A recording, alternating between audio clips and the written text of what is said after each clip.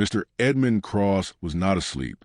His eyes were shut tight, his breathing slow and measured, his frail body sunk deep into the leather wingback chair that cost more than most people earned a year.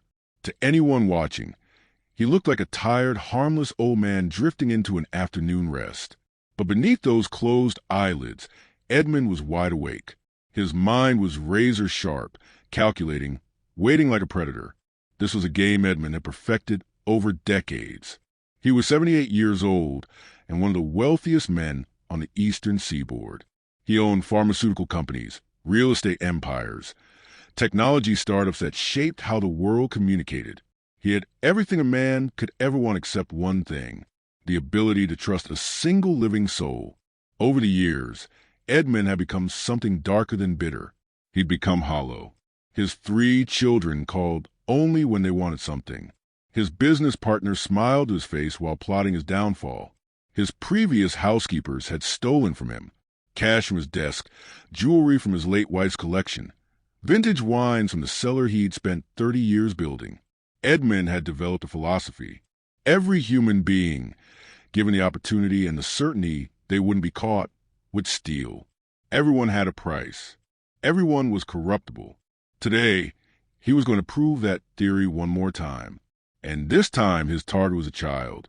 Outside the towering windows of his study, sleet hammered against the glass like tiny bullets. Inside, a fire crackled in the marble fireplace, filling the room with warmth that felt somehow empty. Edmund had arranged everything perfectly. On the antique side table next to his chair, he'd placed a cream-colored envelope. It was unsealed, deliberately careless. Inside was a thick stack of $100 bills. $7,000. Enough money to change a desperate person's life for months. The bills were fanned out slightly, visible, tempting, looking exactly like what they were. A trap. Edmund waited in his false sleep, every sense heightened. He heard the brass doorknob turn with a soft click. Footsteps entered, light, hesitant, the sound of someone trying desperately not to make noise. That would be Marianne, his newest housekeeper. She'd been working at the Cross Mansion for barely a month. She was in her early 30s, but her face told the story of someone much older. Dark shadows lived permanently under her eyes, grief carved into the lines around her mouth. Marianne was a widow. Edmund knew this from the background check his security team had run. Her husband, a construction worker named Thomas, had fallen from scaffolding 3 years ago. Massive internal injuries. He'd died holding her hand, whispering apologies for leaving her alone. Thomas had left behind nothing but medical debt that buried Marianne alive and a daughter, a 9-year-old girl named Grace. Today was Sunday. The regular staff had the day off, but Marianne couldn't afford to miss a shift. More importantly, Grace's babysitter had canceled last minute. Something about a family emergency. Marianne had no one else to call. No family nearby. No friends who weren't working their own desperate jobs. So she'd made a choice that terrified her. She brought Grace to work, hiding her, praying the old man wouldn't notice. Mrs. Pemberton, the head of staff, had caught them at the service entrance. Her face had gone white with fury. If Mr. Cross sees that child, you're both gone. Do you understand me? Gone. No references.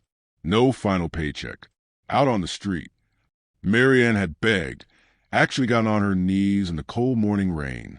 Please, just today. I'll keep her hidden. She won't make a sound. I swear on my life. Mrs. Pemberton had stared at her for a long, cruel moment before jerking her head toward the door. One sound, one glimpse, and you're finished. Now Edmund heard 2 sets of footsteps entering his study. The mother's, quick and anxious. The daughter's, so light they barely registered. Stay right here, Grace. Marianne's voice was a desperate whisper. Sit against that wall behind the bookshelf. Don't move a single muscle. Don't touch anything. Don't even breathe loud. Mr. Cross is sleeping in his chair. Edmund heard the tremor in her voice. Raw fear. If you wake him up, Mama loses her job. We lose our apartment. We'll have nowhere to go. Do you understand how serious this is? A small voice responded, barely audible. Yes, Mama. I understand. I have to clean the gallery. I'll be back in 15 minutes. Please, baby. Please be invisible. Edmund heard fabric rustling, probably the mother kissing the daughter's head. Then Marianne's footsteps retreated quickly, and the heavy door clicked shut with finality that seemed to echo. Now it was just Edmund and the girl. Silence filled the study. The kind of silence that feels alive, watching, waiting. Edmund kept his breathing steady, the perfect imitation of sleep. But internally, every nerve was firing. The grandfather clock in the corner ticked away seconds. Tick, tock, tick, tock. The fire popped and hissed. Edmund expected the child to move immediately. Children couldn't sit still. Especially poor children, he thought, who saw rooms like this as treasure caves filled with things they'd never owned. He expected her to explore, to touch the expensive sculptures, to grab the money that was sitting right there like a gift from heaven. But Grace didn't move. 5 minutes passed. Edmund's left shoulder was starting to cramp from holding his position, but he didn't flinch. He was committed to this performance. 8 minutes. Still nothing. Then, finally, he heard it. The softest sound of movement. Fabric shifting. The child was standing up. Here we go, Edmund thought with grim satisfaction. Here comes the theft I've been expecting. Small footsteps approached his chair. They were slow, careful, like the child was afraid of waking a sleeping dragon. She was coming closer to where the money sat. Edmund tensed every muscle in preparation. He could picture it perfectly. The girl would reach out with her small hands, fingers trembling with excitement or guilt or both, and she'd take the cash. She'd stuff it in her pockets. Maybe she'd take just a few bills, thinking he wouldn't notice. Maybe she'd take the whole stack. Either way, Edmund would catch her. He'd open his eyes at the perfect moment, catch her red-handed, and he'd have the proof he needed. Proof that even children, even innocent-looking little girls, were thieves of heart. The footsteps stopped. The girl was standing right beside him now. Edmund could sense her presence, could almost feel the small puffs of her breath. He waited for the rustle of paper, waited for the grab. The grab never came. Instead, Edmund felt something that confused him completely. A small, cold hand touched his wrist.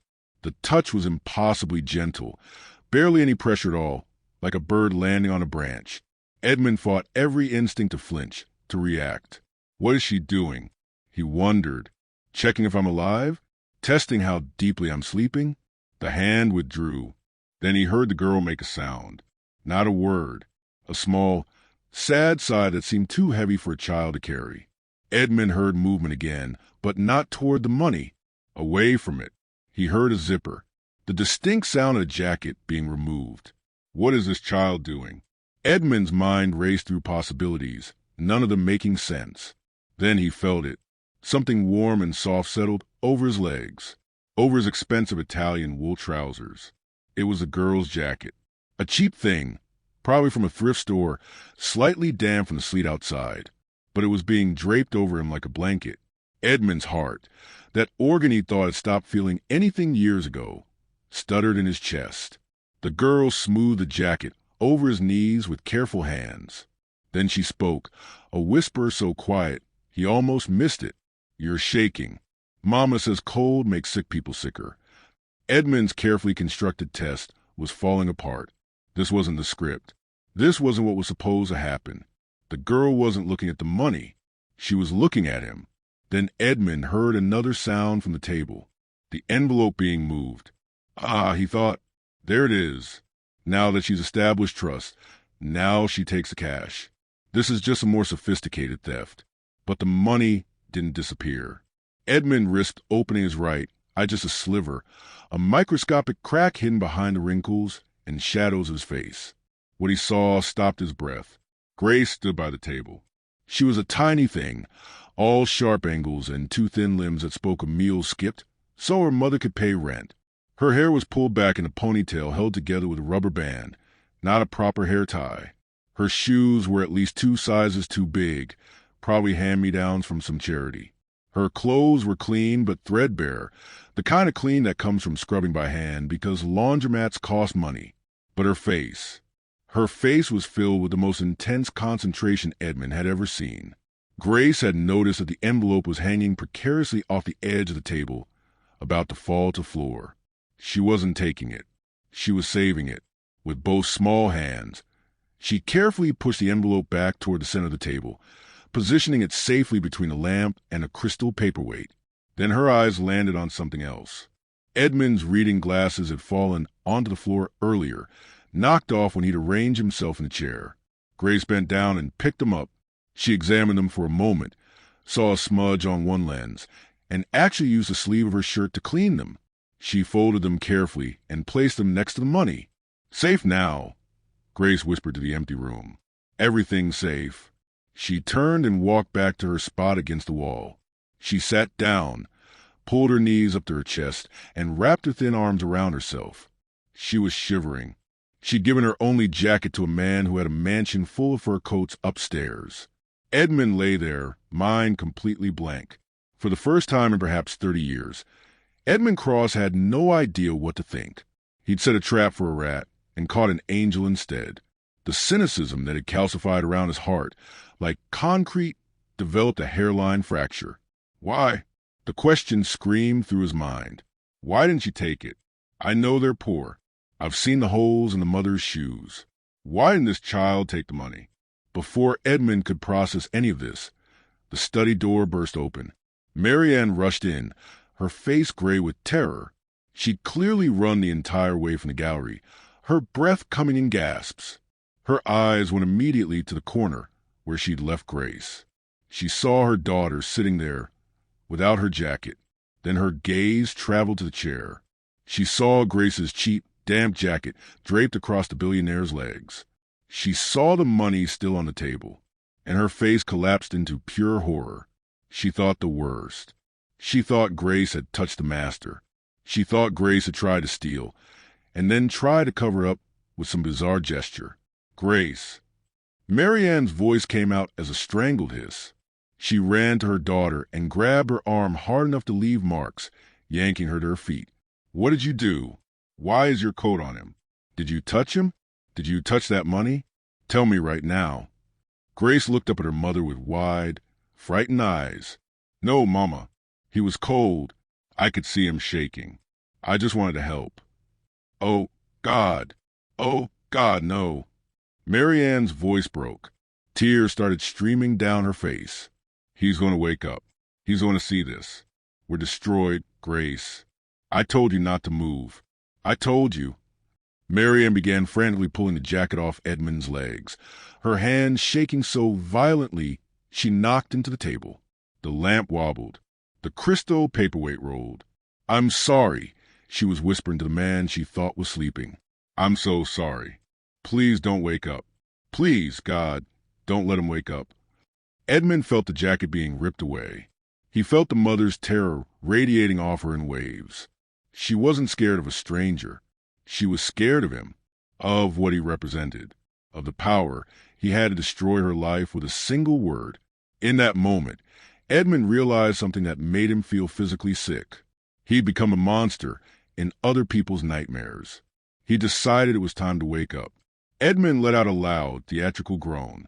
He shifted in his chair, moving his head side to side. Marianne froze instantly. She pulled Grace behind her, backing toward the door, positioning her body as a shield between her daughter and the billionaire. She looked exactly like a mother animal protecting its young from a predator. Edmund opened his eyes slowly. He blinked a few times, making a show of waking up. He looked around the room with exaggerated confusion, then let his gaze land on the terrified woman and the small girl trying to hide behind her. He arranged his face into his best scowl, the expression that had made board members sweat and competitors retreat. "What?" Edmund's voice came out as a gravelly growl. "What is all this commotion? Can a man not rest in his own home? Mr. Cross, I am so sorry." Marianne's voice was shaking so hard she could barely form words. "I was just finishing the gallery. This is Grace, my daughter. The babysitter canceled. I had no choice. We're leaving right now. Please, sir, I'm begging you, don't fire me. I'll take her outside. She won't bother you ever again. I need this job. Please." Edmund stared at them. He let the silence stretch out, cruel and deliberate. He looked at the envelope of money on the table, exactly where Grace had positioned it. He looked at his glasses, neatly folded next to it. He looked at the girl, trembling not just from cold, but from fear of him. Edmund sat up straighter. He reached out and picked up the envelope of money. He tapped it against his palm, a rhythmic sound that seemed to count down to their doom. Marianne squeezed her eyes shut, expecting him to accuse them of attempted theft. Girl. Edmund's voice boomed across the study. Grace peeked out from behind her mother's leg. Yes, sir. Her voice was barely a whisper. Come here. Edmund commanded. Marianne's grip on Grace's shoulder tightened to the point of pain. Sir, she didn't mean anything. She's just a child. I said come here. Edmund's voice left no room for argument. Grace stepped away from her mother. She walked toward the chair on legs that looked ready to collapse. She stopped directly in front of Edmund's knees. Edmund leaned forward, bringing his face close to hers. He looked into her eyes, searching for the lie he was convinced had to be there, searching for the greed he believed lived in every human heart. Did you put your jacket on me? Edmund asked. Grace swallowed hard. Yes, sir. Why? Edmund demanded. I'm a stranger. I'm rich. I have an entire closet of coats worth more than your mother earns in a year. Why would you give me your jacket? Grace looked down at her oversized shoes, then back up at Edmund. Because you were shaking, sir. And Mama says that when someone's cold, you give them warmth. Even if they're rich. Cold is cold. Edmund stared at the child. Cold is cold. Such a simple truth. Such an obvious piece of basic human decency. And he'd forgotten it completely. Edmund looked up at Marianne. She was holding her breath, waiting for the axe to fall. What is your daughter's name? Edmund asked, his voice softening by just a fraction. Grace, sir. Her name is Grace. Edmund nodded slowly. He looked at the money in his hand. Then he looked at the open door of the study. A plan was forming in his mind. The test wasn't over. In fact, it had only just begun. This girl had passed level 1, honesty. But Edmund wanted to know more. He needed to know if this was a fluke, a calculated move, or if this child truly possessed something he'd spent his entire life believing didn't exist. A genuinely good heart. Edmund shoved the money back into his jacket pocket. You woke me up, he grunted, returning to his harsh persona. I despise being woken from my rest. Marianne let out a small, broken sound. We're leaving right now, sir. No, Edmund said sharply. You're not leaving. Sir, please, we're going. Marianne grabbed Grace's hand and turned toward the door. Stop. Edmund's voice cracked across the room like a gunshot. Marianne froze mid-step.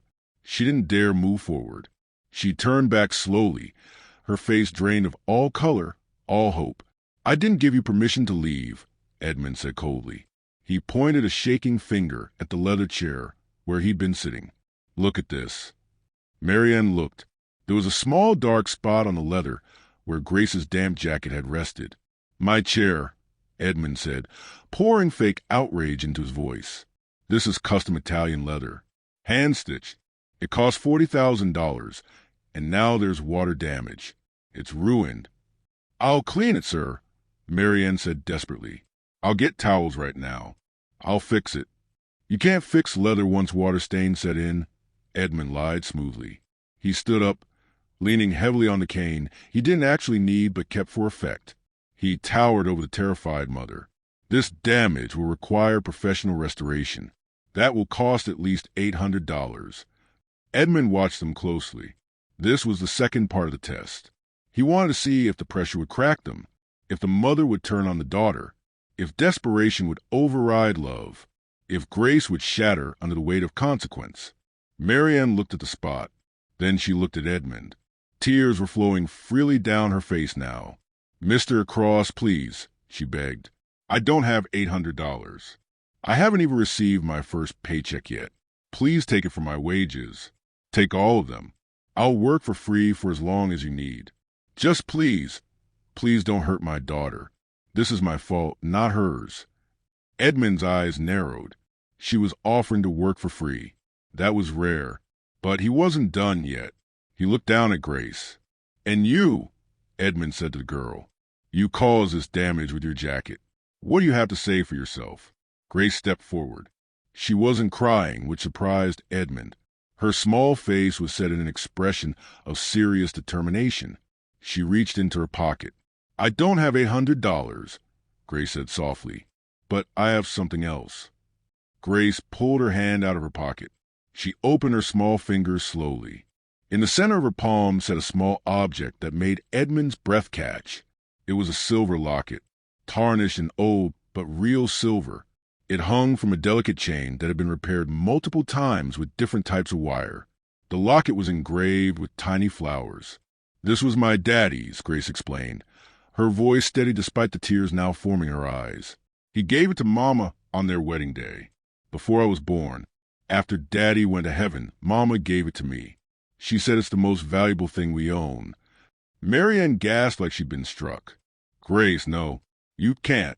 That's yours. It's okay, Mama. Grace's voice was calm in a way that seemed impossible for a 9-year-old. She looked up at Edmund. You can have it to pay for the chair. I know it's real silver. Mama said so. I don't know if it's worth $800, but it's all I have. Grace reached up and placed the locket on the expensive table next to the leather notebook. The chain pulled around it like a small silver snake.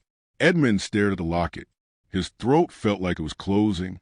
The room suddenly seemed too small, too hot, despite the sleet still hammering against the windows.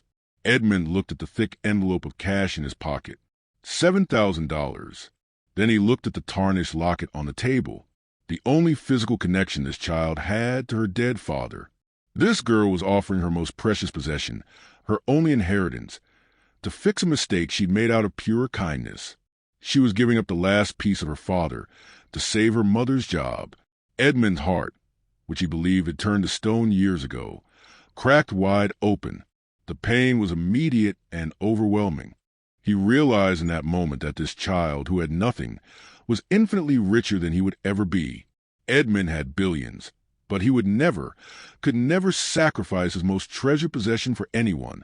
The silence in the study stretched out like a physical presence. The grandfather clock ticked. The fire crackled. The sleet continued its assault on the windows.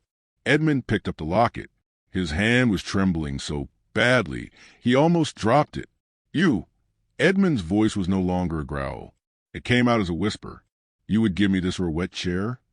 Yes, sir, Grace said. Is it enough? Edmund closed his eyes.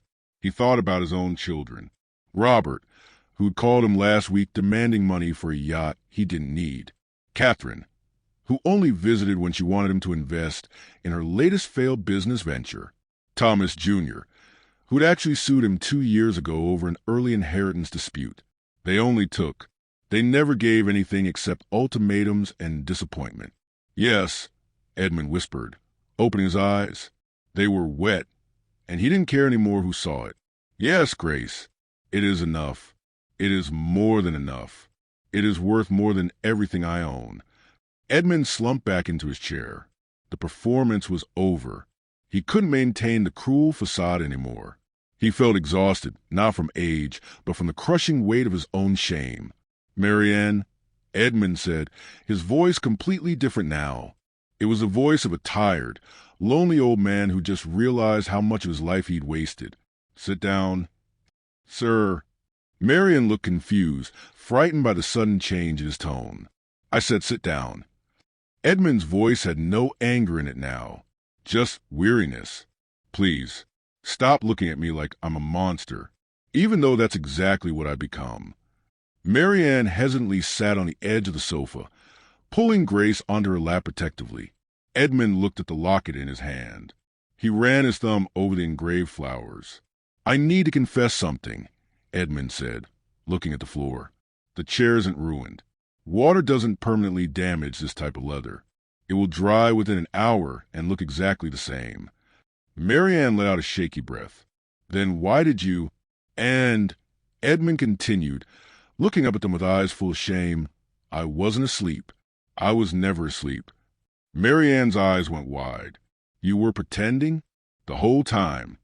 Yes. Edmund nodded. I left that money on the table deliberately. I wanted to test you.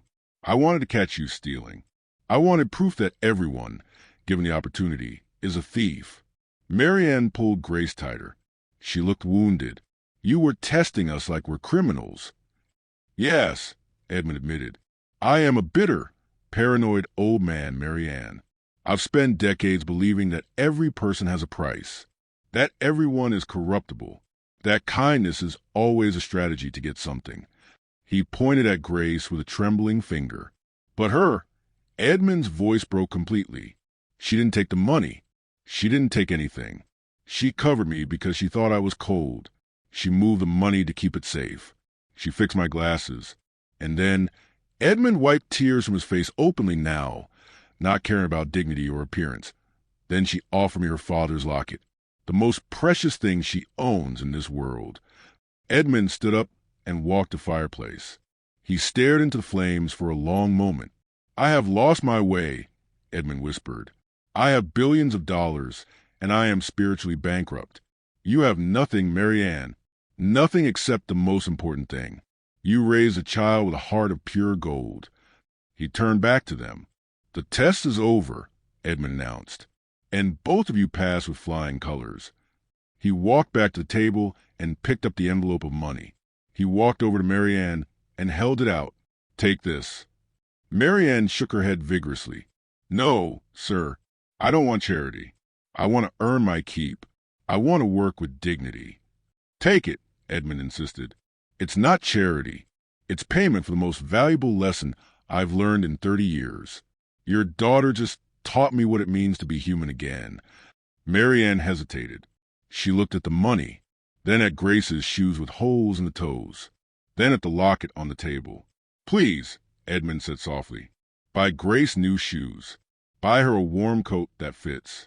Buy yourself something you need. Take it. Marianne reached out with a shaking hand and took the envelope. Thank you, Mr. Cross. Thank you so much. Don't thank me yet, Edmund said. For the first time in what felt like a decade, a genuine smile touched his lips. I have a business proposal. For Grace. Grace looked up, her eyes wide. For me? Yes. Edmund walked to the table and picked up the silver locket. I'm going to keep this. You gave it to me as payment. It's mine now. Grace's face fell slightly, but she nodded with that same impossible maturity. Okay, a deal is a deal, sir. However, Edmund continued, I can't accept payment without providing proper compensation. So here's what's going to happen. Grace, how would you like to come here every day after school? Grace glanced at her mother, uncertain. You can sit in this library, Edmund said. You can do your homework here where it's warm. You can read any of these books. And in exchange, you can teach this grumpy, heartless old man how to be a decent human being again. Deal. But, sir, I don't understand, Grace said. What's in it for you? Edmund knelt down slowly, his old knees protesting painfully. But he got down to her eye level. What's in it for me? You give me something I haven't had in years. You give me hope that the world isn't entirely rotten. And in exchange, I'll pay for your education. All of it. Elementary school, middle school, high school, college, graduate school, if you want it. Full scholarship. Room and board. Books. Everything. I'll make sure you never have to worry about money for your education. He held out his hand. Deal. Grace looked at her mother. Marianne was crying silently, her hand pressed over her mouth, nodding frantically. Grace looked back at Edmund. She smiled, a gap-toothed, beautiful smile that seemed to light up the entire study. Deal, Grace said. She put her small hand in his wrinkled one, and they shook.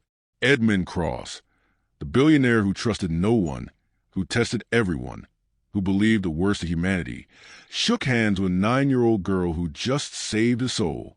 11 years passed. The Cross mansion transformed entirely. The heavy curtains that had blocked out natural light for decades were replaced with sheer ones that let sunshine flood every room. The gardens, once deliberately wild and thorny to keep people away, became filled with flowers that Grace helped plant every spring. On a cold Tuesday afternoon in February, the study was full of people. But it wasn't a party. It was the reading of a will. Edmund Cross had died peacefully 6 days earlier. He'd passed away in his sleep in the leather wingback chair, The same chair where the test had happened 11 years before. Grace sat by the window, now 20 years old, wearing a black dress she'd bought specifically for this day. She was tall now, confident, studying pre-law at Columbia on the scholarship Edmund had established. Marianne sat beside her daughter, no longer looking tired or afraid. She looked peaceful. She'd become the director of the Cross Foundation, managing the charitable trust Edmund had created to help families struggling with medical debt. Edmund's biological children were there. 3 of them, sitting on the opposite side of the room. Robert, 45, checking his phone. Catherine, 42, whispering to her lawyer. Thomas Jr., 39, looking impatient and annoyed. They hadn't visited Edmund in the last 3 years of his life. Not once. They'd been too busy spending their trust fund money. The lawyer, a stern man named Mr. Blackwood, cleared his throat. Thank you all for coming. I'll now read the last will and testament of Edmund Arthur Cross. Edmund's children sat up straighter, greedy anticipation written across their faces. To my children, Mr. Blackwood read, I leave the trust funds that were established at your births. They are substantial, several $1,000,000 each. You have never visited me without asking for more money, so I assume money is all you care about. You have it. Enjoy it. Robert smiled. Catherine actually laughed. Thomas Jr. stood up, already heading for the door. Wait, Mr. Blackwood said sharply. There's more. The 3 siblings stopped and turned back. To the remainder of my estate, Mr. Blackwood continued, including this mansion, all my companies, my investment portfolios, my art collection, and my personal savings, I leave everything to the person who gave me something when I had nothing. The room erupted. What? Robert shouted. Who are you talking about? We're his children. I leave it all. Mr. Blackwood read louder over their protests. To Grace Whitmore. The silence that followed was deafening. All 3 siblings turned to stare at Grace. Her. Catherine's voice was shrill. The housekeeper's daughter? This is a joke. He was senile. This was invalid. No, he wasn't, Mr. Blackwood said calmly. Mr. Cross was evaluated by 3 separate psychiatrists in the month before his death. All found him to be of completely sound mind. This was ironclad. She manipulated him. Robert's face was turning red. She tricked a lonely old man. We'll fight this. We'll sue. You can try, Mr. Blackwood said. But Mr. Cross anticipated that. He left a letter explaining his decision. He asked me to read it to all of you. Mr. Blackwood unfolded a handwritten letter, Edmund's distinctive angular handwriting covering the page. To my children, and anyone else who questions this decision. You measure wealth in money and possessions. You think I'm giving Grace my fortune because I've gone mad.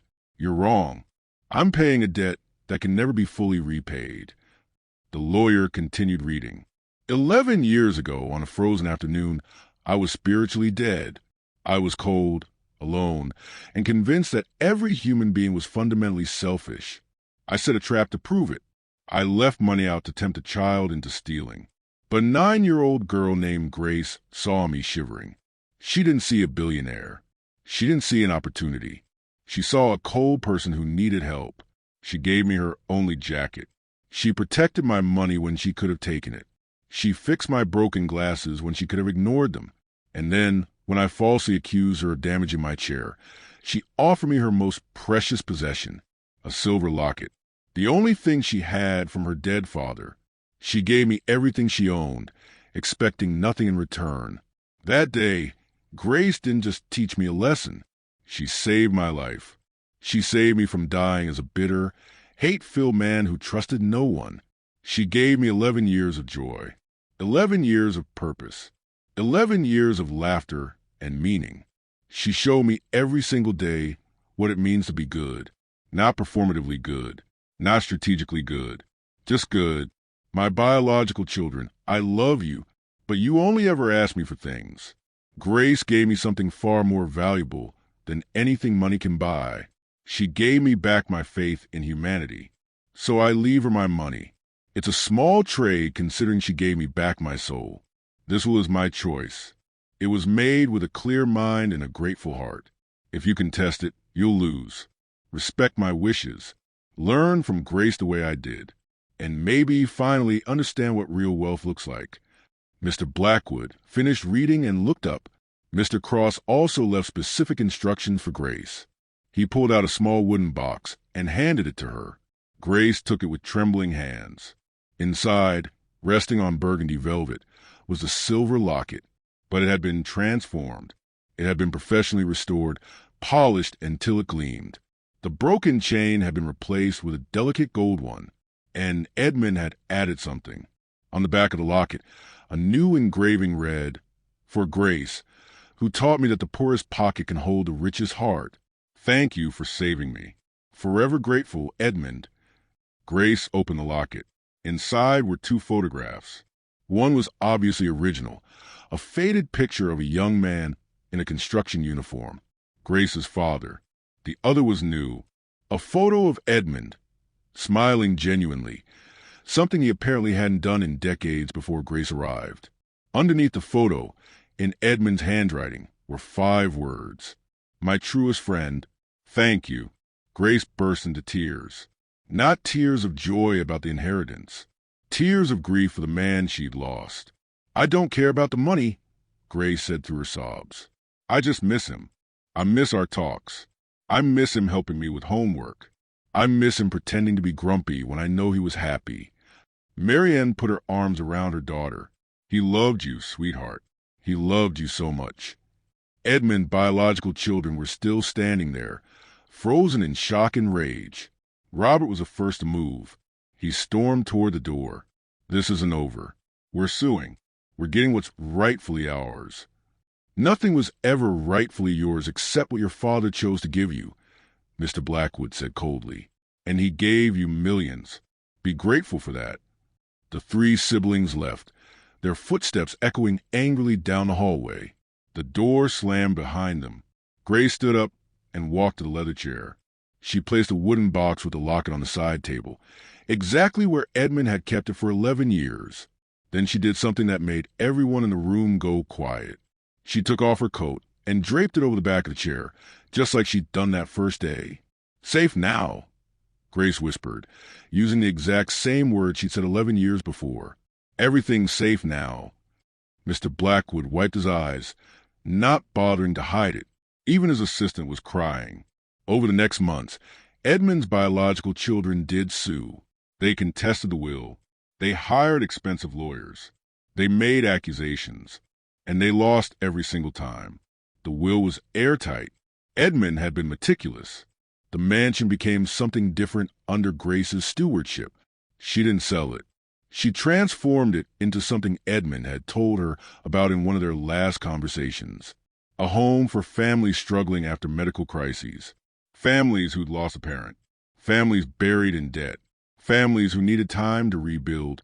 The Cross Mansion became a place of healing, full of children's laughter for the first time in its history. Grace finished law school. She specialized in family law, helping people fight against predatory medical billing and insurance companies that denied coverage. She used Edmund's money the way he'd learned to use kindness, as a tool to fix broken things, as a tool to help people who couldn't help themselves. 10 years after Edmund's death, Marianne got sick, pancreatic cancer, stage 4. The doctors gave her 6 months. Grace took a leave from her law practice to care for her mother. They moved into the mansion together, into the suite that had once been Edmund's.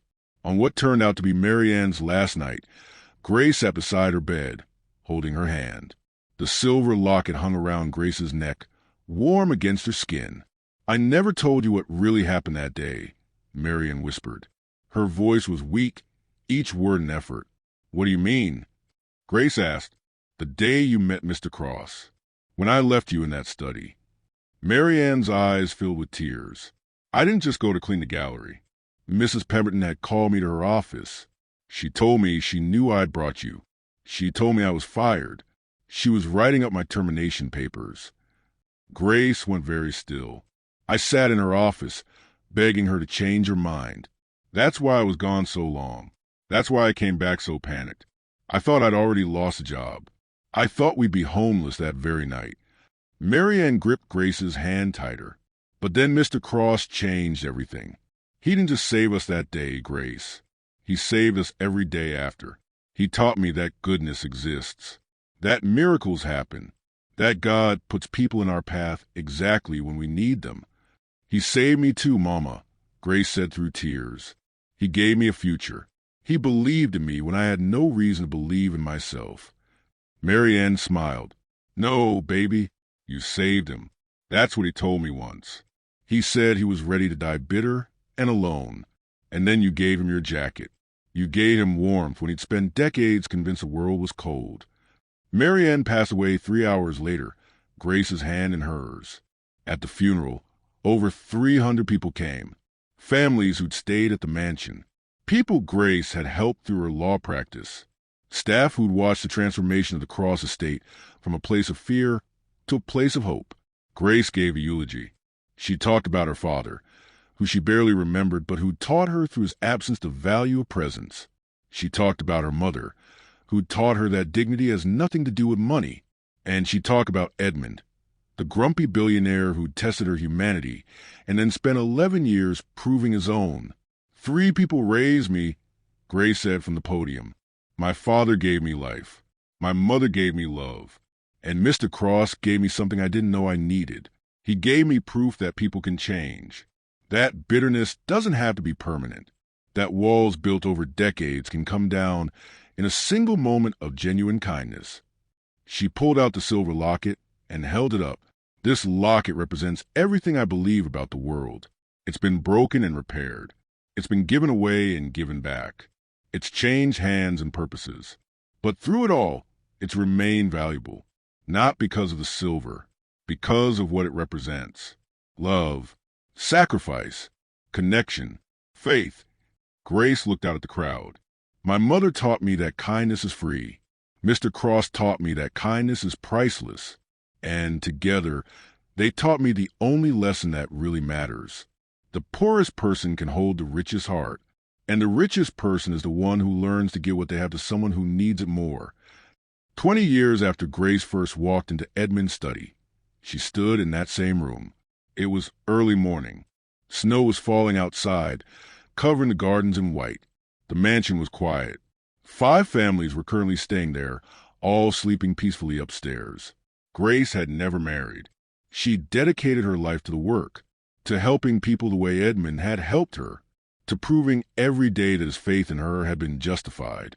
She walked to the leather chair and sat down. She closed her eyes, and for just a moment, she could almost feel it. A small, cheap jacket being draped over her shoulders. Could almost hear Edmund's voice, gruff and testing, asking why she hadn't taken the money. Could almost see the moment his face changed, when the test ended and the friendship began. I hope I made you proud, Grace whispered to the empty room. Both of you. I hope you see what the mansion has become. I hope you know that your kindness didn't die with you. It multiplied. It's living in every person who walks through these doors. She opened her eyes and looked at the side table. The wooden box with the locket sat there permanently now, under glass, a reminder of where everything started. Next to it was a small framed photograph. Grace and Edmund, taken a month before he died. He was smiling, really smiling, his arm around her shoulders. Underneath, in Grace's handwriting, were the words he'd said to her that first day. The test is over. You passed. But Grace had added something, a single word at the end. So did you? Because that's what she'd finally understood. Edmund hadn't just been testing her that day. He'd been testing himself, testing whether he could still see goodness, whether he could still feel warmth, whether he could still trust. And a 9-year-old girl with nothing but a jacket and a heart full of grace had proven to him that he could. The snow continued to fall outside. The mansion, once a fortress of isolation, stood as a beacon of hope. And somewhere, Grace believed Edmund and her mother were watching, probably arguing about something, probably smiling, probably proud. She stood up, draped her coat over the chair one more time, whispered, "Safe now," and walked out to start another day. Another day of proving that the most valuable currency in the world has nothing to do with money. That true wealth is measured in warmth given, in hands held, in jackets shared with strangers who turn into family. That was Edmund's final gift to her, not the billions.